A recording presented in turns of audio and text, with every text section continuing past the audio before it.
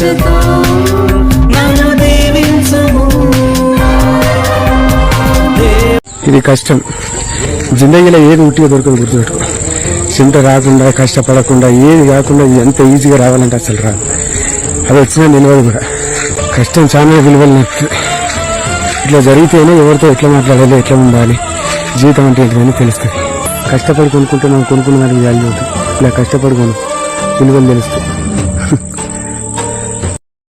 సుదూరము ఈ పయనము, ముందు ఇరుకు మార్గము, యేసు నాకు తోడుగా నాతోనే నడుచుచుండగా,